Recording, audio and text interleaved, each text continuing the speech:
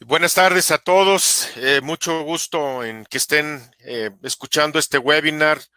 Sé que la gente está preocupadona en este tiempo y agradezco mucho que dediquen parte de su tiempo a escuchar este tema.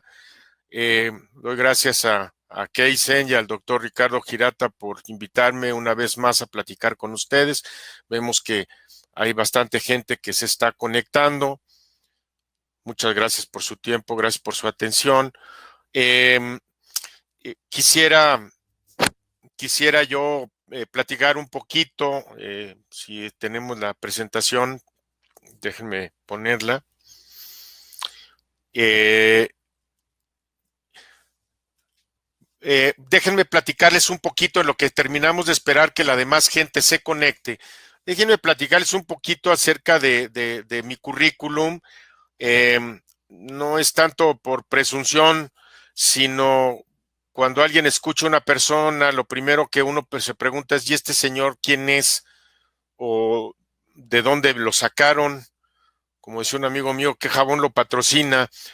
¿Por qué nos va a hablar? ¿Cuál es la autoridad, la experiencia que el señor tiene? Déjenme platicarles que en los últimos 10 años me he dedicado en cuerpo y alma 100% a el entrenamiento y consultoría dentro de plantas de lo que es el sistema de producción Toyota.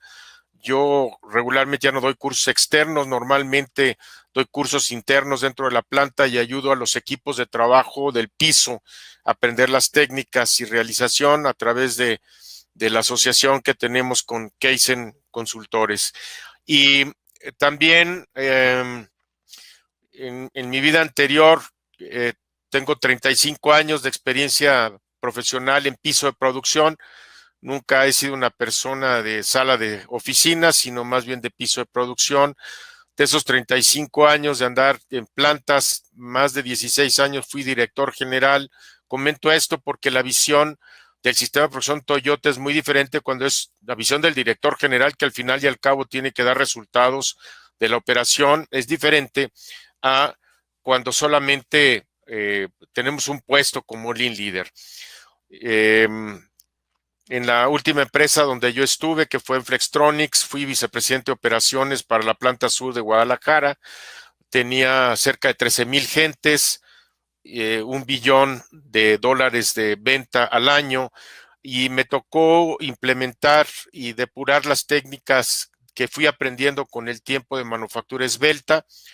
Un tiempo antes de ser director de la planta, fui el director de manufactura esbelta en la planta y tuve la oportunidad de aplicar todo lo que había yo aprendido y conocido y que es precisamente lo que ahora trato de compartir con la demás gente. Tal vez algo interesante, durante ese tiempo, como vicepresidente de operaciones, ganamos el premio Shingo de manufactura, no el de México, sino en el de Estados Unidos. Competimos en Estados Unidos y fuimos una de las 11 plantas que ganó el premio. Y además, no solamente ganamos el premio, sino que además ganamos el galardón de recurso humano del premio Shingo. O sea, de las 11 plantas que ganamos el premio Shingo ese año, nos dieron el premio como la participación más activa del personal del. Entonces, está algo de la experiencia que tengo y que me interesa mucho compartir con todos, porque en este tiempo hay mucha prostitución y mala interpretación y mal manejo de lo que realmente es el sistema de producción Toyota y las ideas Lean. Bueno, pues ya vi que se han conectado muchos y quisiera que pudiéramos ya empezar con la presentación. Aquí, como les digo, el tema central es el control de la producción y el sistema de producción Toyota. Uno me podría decir, el control de producción, ¿qué tan importante es eso? Bueno, en mi experiencia personal, el control de la producción es fundamental en el éxito de Toyota. Para la gente de Toyota, el control de producción es algo obvio. Como dicen los americanos, un done deal. Eh, para ellos es obvio la existencia y el funcionamiento del Departamento de Control de Producción. Desgraciadamente, mi experiencia a lo largo de toda mi experiencia personal, profesional, la experiencia que tengo es que en muchas empresas no conocen o no saben cuál es realmente el sentido del sistema del control de producción en la planta. En muchas empresas ni siquiera existe oficialmente. En muchas empresas es parte de otro departamento y prácticamente en muchas de ellas la ven como el que escribe las órdenes de producción para el piso. Y realmente esto ocasiona un grave problema. En Toyota funciona porque es el coordinador, el que hace la coordinación entre ventas, proveedores, materiales, piso de producción y ejecución. Y yo quisiera dedicarme en esta plática con ustedes a hablar acerca del papel del control de producción en el sistema de producción Toyota. Es un tema que muy pocas veces he oído que la gente lo trata, porque tal vez los japoneses, como para ellos es un obvio, no hablan de él ni siquiera como Pokayokes o como SMED, etcétera, etcétera. Déjenme llegar aquí, déjenme platicar un poco del entorno acerca de las empresas, cómo funcionan y por qué es importante el concepto del Departamento de Control de Producción. Bueno, como es obvio, el principio de la existencia de cualquier negocio es el cliente. Eso aparece, a veces es como obvio, pero en muchas ocasiones no lo hacemos así. ¿Qué debería ser la visión? Pues hay que fabricar lo que el cliente necesita, cuando el cliente lo necesita, en la cantidad que él lo necesita y al precio que él no necesita. Parece obvio, pero en realidad no es así. ¿Qué Partiendo de este principio de satisfacción de una necesidad del cliente, ¿cuál ha sido la evolución a lo largo de la industria y de la historia acerca de los procesos productivos? Recuerden ustedes que en 1913 don Henry Ford estableció la primer línea de producción en serie del mundo. El objetivo de don Henry Ford era cómo le hago para fabricar un auto lo más barato posible para cualquiera de mis empleados pueda comprar uno. Obviamente, al establecer la línea, que después vino Toyota, la vio y la copió, al establecer la línea, pues había partes, componentes y subensambles que eran fabricados en algún otro lugar o con algún otro proveedor para ser surtidos a la línea de ensamble en el punto final. ¿Qué fue lo que a lo largo del tiempo, poco a poco, año con año, generó esto? Que todas las áreas proveedoras empezaron a desarrollar la manufactura a través de procesos aislados de manufactura. Por ejemplo, el área de troquelado, el área de soldadura, el área de mecanizados de fresado, etcétera, etcétera, etcétera. Esto lo que hizo fue crear departamentos por proceso, aislados unos de otros de toda la planta. Y esto estuvo peor porque al estar trabajando por procesos, lo que hicimos fue que empezamos a desarrollar máquinas mucho más complejas para fabricar volúmenes más grandes de producto y hacerlas mucho más complicadas para ser operadas. Y esto lo que provocó, y es la realidad en muchísimas de las empresas hoy en día, es que las áreas de producción son por procesos aislados. Cada proceso realiza su chamba con lotes y una vez que está el lote listo, lo mueven hacia otro por parte de la planta para hacer otro lote. ¿Y esto qué es lo que genera? Que cada vez los lotes son más grandes sobre pretexto de ser más eficientes en la manufactura. Esto no solamente creó una división entre los procesos de manufactura, sino que también creó la división y la separación entre los distintos procesos administrativos de la planta. ¿Qué generó todo esto? Pues que hay una desconexión entre, por ejemplo, la demanda del cliente que la recibe ventas y el área de producción que ejecuta el producto para el cliente. Como hay tantos procesos y hay tantos departamentos separados uno del otro, pues la distancia cada vez hizo mayor y la velocidad de respuesta entre lo que realmente el cliente quiere y lo que producción hace es muy diferente. Los planes y programas de producción no se elaboran pensando en el cliente final, sino se hacen un programa tratando de optimizar los recursos de cada uno de los procesos productivos. Y tratamos, el programador, digamos, de producción de cada una área de proceso, pues le echa muchas ganas y trata de hacer un proceso, un programa óptimo para utilizar las máquinas en ese proceso. Desgraciadamente, ese óptimo para el proceso definido no necesariamente es el óptimo para sacar un producto terminado que el cliente está necesitando. ¿Cuál es la consecuencia inmediata de esto? Que empezamos a generar altos inventarios de materiales por todos lados. ¿Qué tipo de inventarios? Pues de todo, desde materia prima, y ven ustedes una fotografía que les puse de un patio de una compañía de automóviles. Vean la cantidad tan grande de automóviles que se tienen. Evidentemente aquí pues no están tomando en cuenta el requerimiento real de los clientes. Pero así como eso, hay almacenes de partes y componentes, subensambles, y lo que más nos pega a nosotros, de la gente que estamos en piso de producción, los famosos materiales en procesos, o como en moderno español decimos el WIP, el Working Process, y producto terminado. Bien, voy a platicar un poquito, o sea, yo pediría, si alguien en su empresa no ha visto inventario, en uno u otro lado, frente a una máquina, frente a un proceso, siendo transportado en un montacarga, etcétera. Nos hemos acostumbrado a la existencia de los inventarios. A veces ni siquiera estamos ya conscientes de ellos. Déjenme ir un poquito más allá de la visión del análisis de los inventarios, que para nosotros son un don deal, son obvios.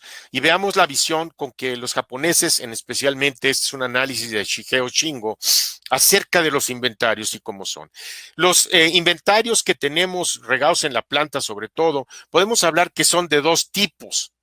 Asociados con la programación, o sea, cómo programamos las máquinas y procesos de producción, y asociados con inventarios cuantitativos, o sea, cantidades. A ver, Roberto, explícame un poquito más en detalles. Ok, vamos a hablar de tres tipos de almacenajes o inventarios en proceso. Los E, los C y los S. ¿Cuáles son los E? Los E son los que existen cuando el flujo está desequilibrado. ¿Y qué es eso? Ahorita lo vamos a ver.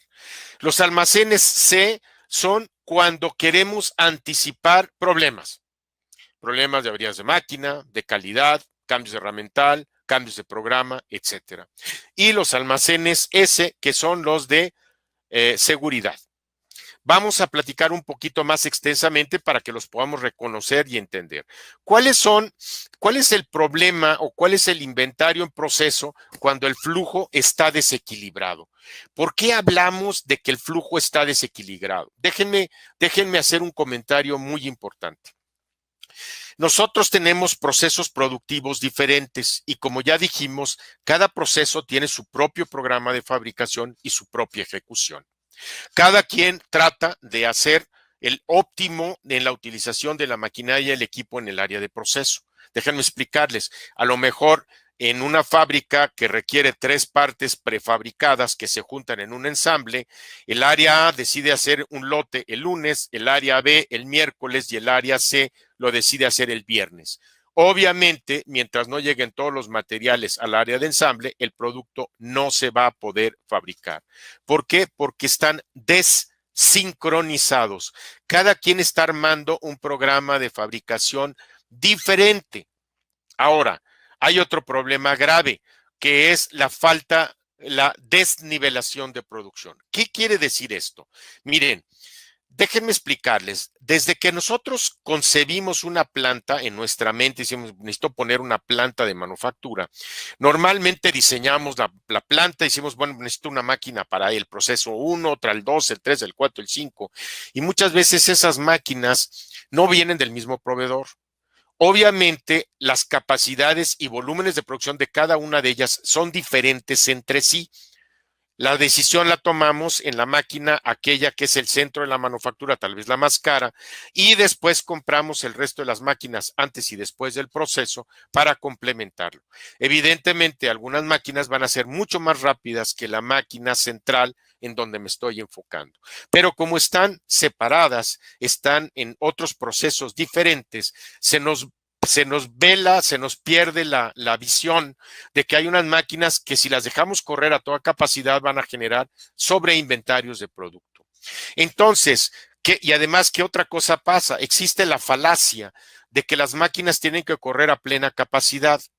Y esto es una falacia financiera. ¿Por qué? ¿Por qué les digo esto? Normalmente existe la idea de que si una máquina está en la planta, pues hay que utilizarla para que se pague. Si está parada la máquina no ayuda a pagarse, pero debemos estar conscientes que una vez que la máquina está amortizada, la máquina no cuesta un centavo. Es muy raro encontrar máquinas en plantas en donde todas las máquinas todavía no se amortizan. La mayoría de las veces, y ese es el caso de México muy frecuentemente, la mayoría de las máquinas ya se amortizaron. Entonces la máquina financieramente cuesta 0 pesos, 0 centavos.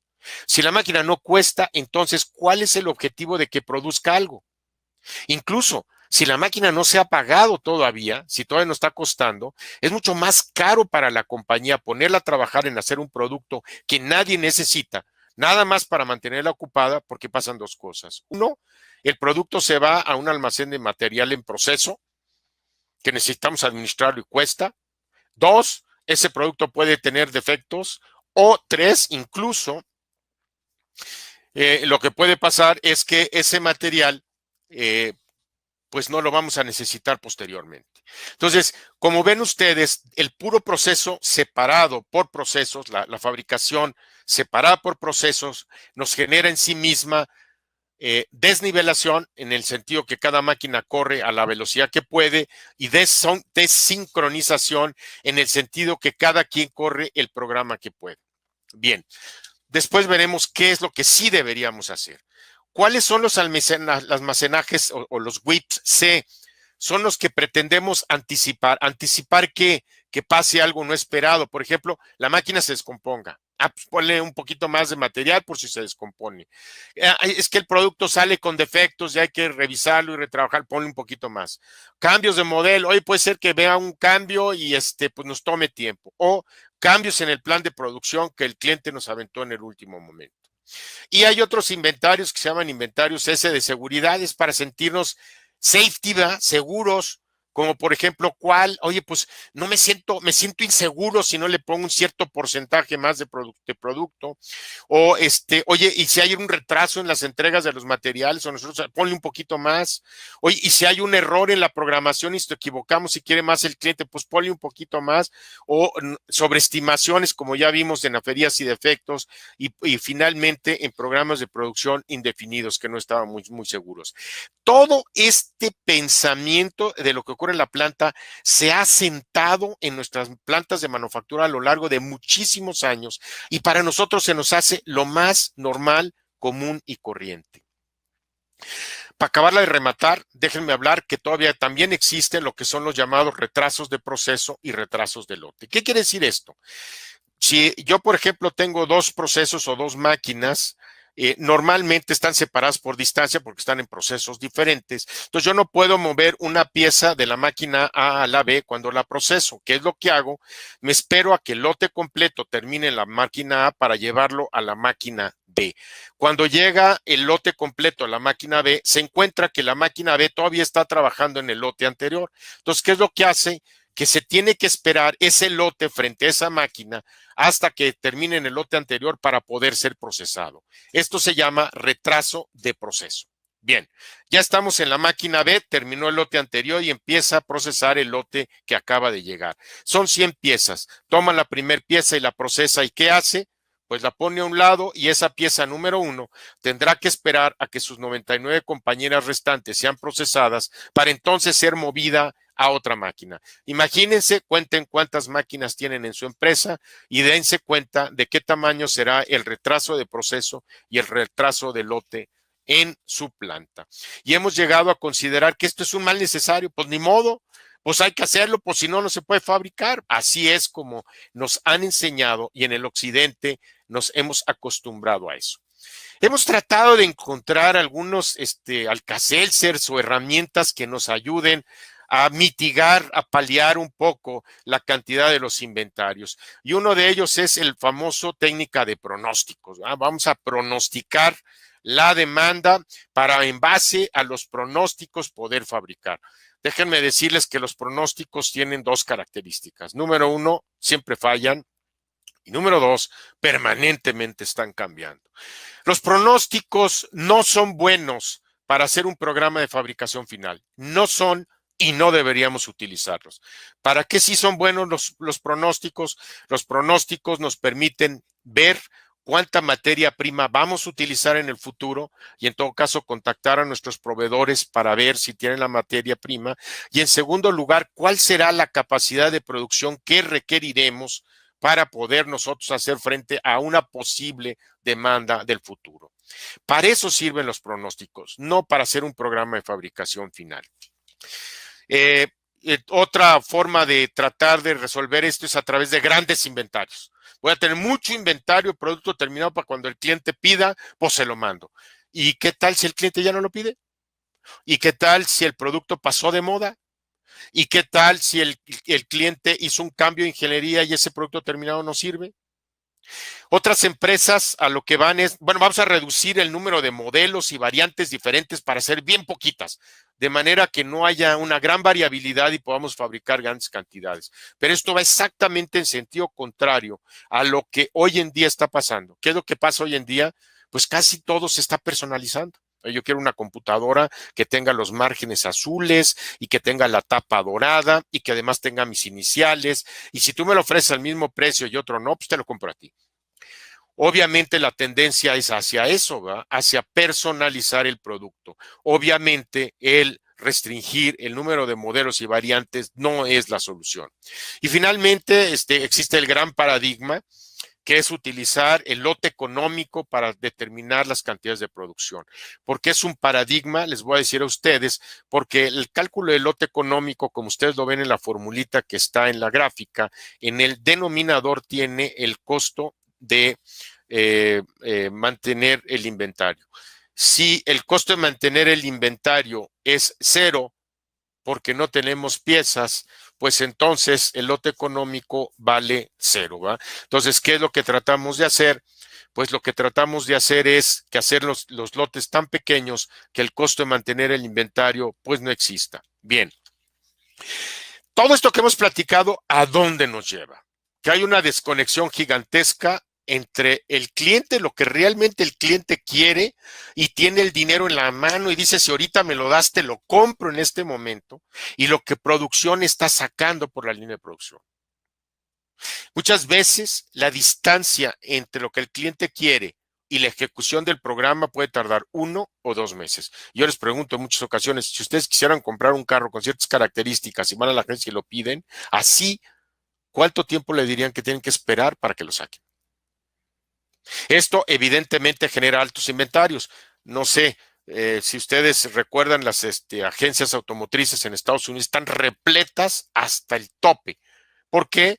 Porque en la línea de producción sacamos los vehículos a como diera lugar y dijimos después a ver cómo los vendo, y en realidad nadie puso atención de ver cuál es el vehículo que mi cliente quiere para fabricárselo como él quiere. Ahí están para los coches, a ver quién los quiere. Luego damos hasta rebajas, como me ha tocado ir en 50,000 pesos en la compra de algún Chrysler, cosas por el estilo. Y obviamente los tiempos de proceso son muy largos. Normalmente en mi experiencia profesional, muchas veces el transcurso de un producto desde el inicio de su proceso de manufactura en el almacén de materia prima hasta que ustedes lo tienen completo y terminado en el almacén de producto terminado, listo para ser enviado al cliente, el recorrido de ese producto a lo largo de la planta a veces llega a ser 2, 3, 6 semanas de tiempo para poderlo fabricar como el cliente lo quiere. ¿Cuál es la visión de Toyota al respecto de esto? Y dejemos que Taishi Ono, que es el abuelito, el creador de lo que es el sistema de producción Toyota, nos hable. Déjenme leer textualmente, perdón, dice, las condiciones actuales pueden hacer necesario mantener en inventario en algunas áreas, lo que pensamos, ¿no? Pero mantenerlos es inherentemente despilfarrador y se deben encontrar modos de ganar dinero sin mantener algún nivel de inventario. ¡Wow! Después de ver todo lo que vimos, pues prácticamente pues es imposible. Yo creo que se fumó algo, se tomó algo para aventarse eso, ¿eh? ¿Cuáles son las consideraciones del sistema de producción sobre el inventario? Del sistema de producción Toyota sobre el inventario. ¿Qué piensa Toyota sobre los inventarios? Dice que son desperdicio. ¿Qué tipo de desperdicio? Producto no vendido, Y si son carros y están en los patios, se echan a perder. Desperdicio de espacio, costo de equipo, personal para administrar el producto terminado. Ocultan problemas. Muchas veces tenemos inventarios porque los fabricamos en algún proceso por lote económico y resulta ser que cuando lo llevamos al siguiente proceso para realmente darnos cuenta, o sea, para seguir el proceso de manufactura, nos damos cuenta que hay un defecto que se originó en el proceso anterior y que todas las piezas pueden o no estar afectadas.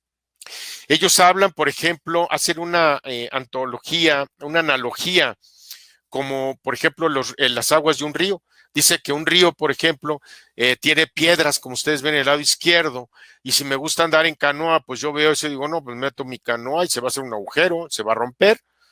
Habría dos opciones, echarle más agua al río, que solamente en situaciones cuando está la época de lluvias a lo mejor sería posible. La otra sería sacarle un poquito de agua a través de un canal paralelo para que las piedras salgan y las pueda ver yo cuáles son y para poderlas destruir. Lo ideal sería que las destruyera por completo y las convirtiera en arena, pero a lo mejor no se puede, pero la puedo romper en piedras más chiquitas que se vayan al fondo y me aumente el nivel del río. Pero eso solamente lo puedo hacer al sacar un poco de agua. ¿Qué quiere decir? Que los problemas en la manufactura están y no los veo. Hay tanto inventario por todos lados que no tengo tiempo, capacidad, gente para detectar la cantidad de inventario que tengo regado por todos lados. Si empiezo a bajar los niveles de los inventarios, obviamente va a haber bronca en la planta, corredero de gente, paros de máquina y de línea, pero eso, si realmente estamos dispuestos a afrontarlo, pues inmediatamente, cada vez que la línea se parara por algo, iríamos a ver cuál es la causa raíz y lo resolveríamos. También el costo del inventario pues es muy grande y el reducir los inventarios va a permitirnos encontrar dónde están los problemas para eliminarlos. Shigeo Shingo dice, la característica esencial del sistema de producción Toyota es la eliminación absoluta del inventario. Sin embargo, de hecho, este no es el objetivo final. Fíjense muy bien, yo le pregunto a la gente, ¿cuál es el objetivo del sistema de producción Toyota? Eliminar inventarios. No, dice, este no es el objetivo final. La intención real es reducir los costos, todos los costos asociados con la manufactura. Y la eliminación del inventario no es más que un mecanismo para este fin. O sea, ¿qué es lo que pretendemos? Buscamos la eliminación de los inventarios más que la reducción paso a paso de los inventarios. Muy bien. ¿Por qué no nos gustan los inventarios? Pues hay riesgo de quedarnos con el producto no vendido. ¿Qué tal si compré materia prima para un producto y luego el cliente no quiere eso? Ya se me queda la materia prima ahí, no tengo dinero para comprar la materia prima que realmente necesito. Si hay un problema de calidad, no lo voy a ver. A lo mejor después voy a tener que hacer un proceso muy grande de revisión y retrabajo. Si hay cambios de producto o de ingeniería, voy a tener problemas. Y si hay fluctuaciones de personal y capacidad, pues vamos a tener los inventarios llenos. Incluso Taishi Ono, dentro de sus 7 desperdicios, habla de 2 veces del inventario. La sobreproducción y los inventarios en almacén, en proceso y los retrasos. Como ya platicamos los inventarios, bueno, ya sabemos cuáles son esos. Vamos a ver cuál es la sobreproducción. Cuando ustedes les preguntan qué es sobreproducción, lo que nos enseñaron en la escuela y en todos lados es sobreproducción es producir más de lo que el cliente necesita.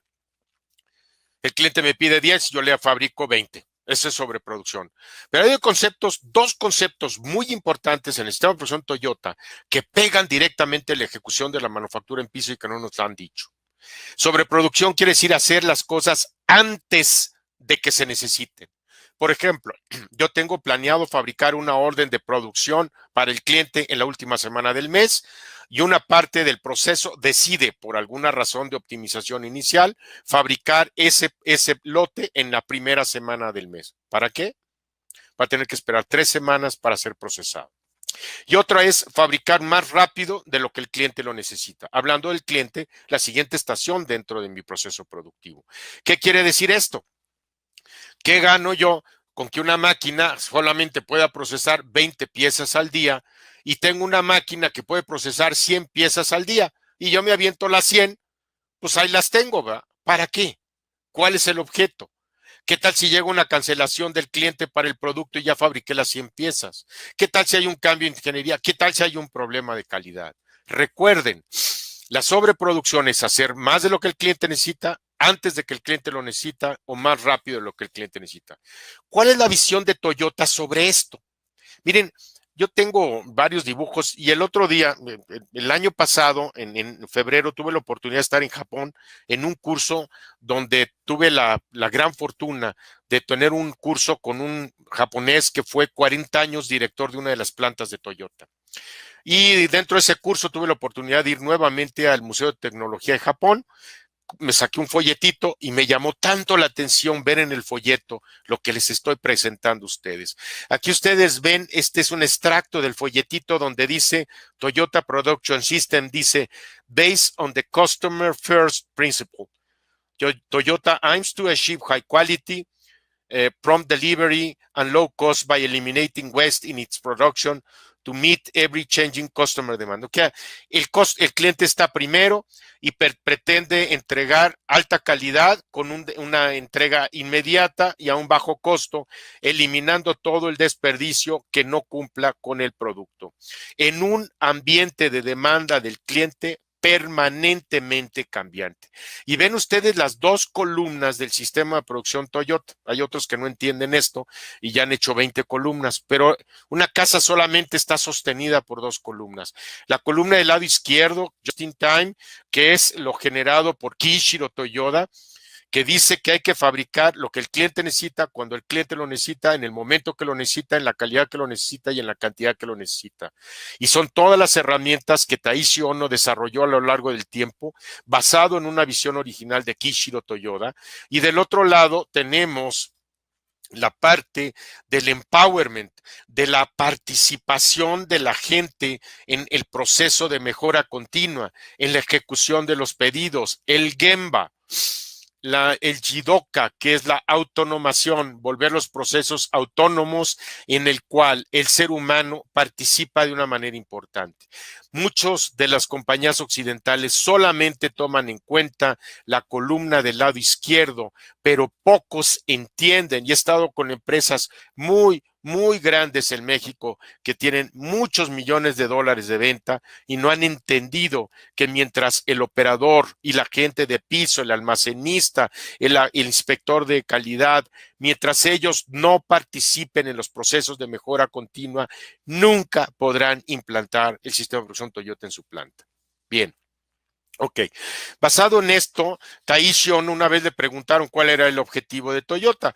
Esto está en uno de los libros de Taishi Ohno y como buen ingeniero dije, a ver, el texto no lo entiendo, voy a hacer un dibujito. Hice un dibujito y me di cuenta que Taishi Ohno dice que lo que Toyota quiere es reducir el tiempo que transcurre desde que llegue el pedido del cliente hasta que se cobra la factura. Ojo, no que se le entrega, sino que se cobra la factura. Y esto tiene tres circuitos importantes. El primero es qué pasa cuando llega el pedido del cliente, quién lo recibe, quién lo analiza, cómo se preparan los materiales, etcétera, etcétera, hasta que se tiene todo listo para llevarlo al piso de producción y arrancar la manufactura. El circulito de azul de abajo es lo que pasa desde que se surte la materia prima a piso hasta que sale el producto terminado y se entrega al almacén de envío. Y el circulito rojo de la derecha es desde que se le entrega al cliente hasta que se va y se cobra la factura. Todo este proceso es el que hay que reducir. Control de producción juega un papel preponderante en el primer círculo rojo de la izquierda. Casi todo estamos en el círculo azul, pero olvidamos y menospreciamos totalmente el círculo izquierda. Y recuerden que Taishi Ohno nos dice que todo lo que hagamos o agrega valor o agrega costo. Si vemos un diagramita de Toyota, dice que todas las actividades, todo esto es trabajo y hay actividades que no agregan valor para nada y lo único que hacen es agregar costo. Hay otras que no agregan valor, pero son necesarias. Por ejemplo, tomar una pieza del montón y ponerlo en el fixture, y hay otras que agregan valor, que es cuando procesamos la pieza. Pero, por ejemplo, caminar para ir a tomar la pieza de un almacén, para ir a traer una orden de producción, etcétera, no agrega valor. ¿Qué es lo que tenemos que hacer? Enfocarnos en aquello que agrega valor. Según Hiroyuki Hirano, hay tres principios fundamentales para el sistema de producción Toyota. Cambiar el modo de pensar, como dice Taixion, una revolución de la conciencia. Y vean ustedes el punto número 2, que dice mejorar el diseño de los sistemas de fabricación, líneas de producción. Ese es otro punto que tampoco en Occidente se menciona. Hablamos de SME, de Pocayoques, de TPM, etcétera, etcétera, etcétera. Pero la herramienta número 1 para poder aplicar todo este rollo es flujo continuo en planta. No lo digo yo, no maten al mensajero. ¿Qué es lo que tenemos entonces que hacer? Vamos ahora sí a hablar de lo que es control de producción en esta área. Debemos tener un contacto permanente, y permanente quiere decir diario, entre el cliente y el área de producción. ¿Qué quiere decir esto? Que tenemos que estar escuchando cada hora, cada día, lo que el cliente me está pidiendo, y el que me lo da es ventas. ¿A quién se lo da? A un área que se llama control de producción, que lo que hace es recibir los pedidos del cliente para convertirlos en órdenes de producción. Entonces, entre las áreas de ventas y de control de producción debe estar un contacto constante. Déjenme decirles que en muchas empresas a las que voy ni siquiera se hablan. Ocasionalmente en algunas empresas tienen una junta mensual para ver los resultados, pero ventas no habla con control de producción. Obviamente está desconectado la voluntad del cliente. Una vez que control de producción reciba, pues debe elaborar y acordar en conjunto con producción lo que el cliente quiere, y eso es lo que hay que fabricar. Y en caso de que sea necesario por alguna razón, pues habrá que hacer algún reajuste. Esto implica, y esto me lleva a recomendarles por experiencia propia, yo lo apliqué en las plantas donde yo estuve, que el área de control de producción, que a veces le reporta producción mal, no puede ser juez y parte, a compras no está bien porque vamos a comprar barato, o a finanzas no vamos a comprar nada porque hay que ahorrar en la compañía. La parte de control de producción es un departamento que está integrado en una dirección que reporta directamente al director general. Esta dirección normalmente se llama logística o materiales. Desgraciadamente en México logística va asociado con mandar productos por camión. Eso no es logística. La logística es toda la parte lógica que se tiene que hacer para la manufactura, donde control de producción es el primer departamento, compras es un departamento hermano, que control de producción, dependiendo de los programas que va a armar, le pide a compras que traiga los materiales, y almacenes que recibirá los materiales y los guardará hasta que sean necesarios para mandarlo al piso. Tan obvio es la existencia de control de producción en Toyota, que ni siquiera lo hablan cuando salen con otras partes, con otras empresas. Para ellos es obvio. No voy a hablar de algo que es obvio. Vean aquí, por ejemplo, este es un Value Stream Map, y en el Value Stream Map una de las partes importantes, obviamente, es el departamento de control de producción, lo que ellos llaman la torre de control. ¿Qué sería de un aeropuerto si no hubiera una torre de control, ¿verdad? Obviamente, lo que sería importante, como dice Lew Goldratt, es no compren o produzcan algo que no se va a vender o que el cliente no quiere. Y aquí empezamos ya a hablar ya de lleno con esto, es decir, este principio yo lo aprendí a punta de trancazos, muy duro, pero lo aprendí y entendí que control de producción maneja la planta y nunca producción. ¿Qué quiere decir esto? Que los programas son una responsabilidad del Departamento de Control de Producción, ahorita vamos a ver cómo se hacen, y producción solamente tiene que ejecutar. Nunca tiene autorizado producción cambiar los programas. Y si lo cambian, tendrán que hacer frente al director general y explicar por qué razón lo hicieron. Vemos ahora sí cuál es el alcance de control. Es responsable del programa de punta a punta. ¿Qué significa esto? Control de producción no debe hacer programas por área o proceso de manufactura, sino desde el almacén de materia prima hasta el almacén de producto terminado. Los controladores de producción no deben hacer programas por áreas, sino se le deben asignar familias de productos de punta a punta para saber cuál es la secuencia, cuál es la sincronización y nivelación de la línea, para asegurarnos que una vez que entra la materia prima en la línea de producción, recorra lo más rápido posible la línea para salir. Del almacén de materia prima hasta la entrega del cliente su producto, nunca por área o proceso. ¿Qué es el componente básico de esto? Bueno, para que esto funcione debemos tener proceso en flujo. ¿Qué quiere decir? flujo continuo de producción, hay que reorganizar la planta para garantizar el flujo rápidamente. Sincronización, ¿qué quiere decir esto? Que en esta línea de producción todos los equipos van a fabricar la misma orden en la misma secuencia. No va a haber uno que haga la 2 y otro la 3 y otro la 8, otro la 5, sino la máquina 1 empieza con la 1, se la pasa a la 2, que sigue con la 1, la 3 con la 1, y en este sentido se sincroniza la fabricación, asegurándonos que cuando entre el material va a salir. Y se nivela, ¿qué quiere decir? Que vamos a fabricar a la misma velocidad todos los equipos. ¿Quién es el que manda? El cuello de botella.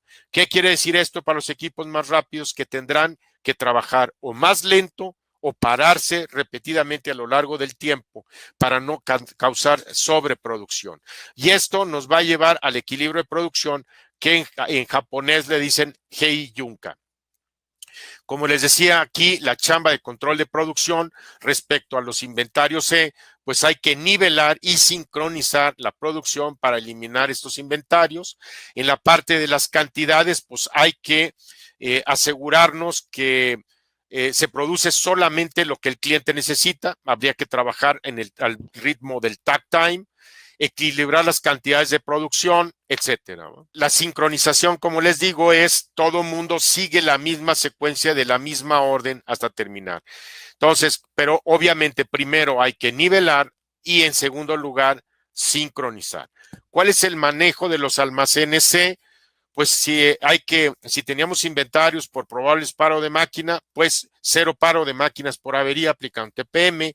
Si hay productos defectuosos, 0 inspecciones y retrabajos, aplicando 0 defectos y mecanismos Poka-Yoke.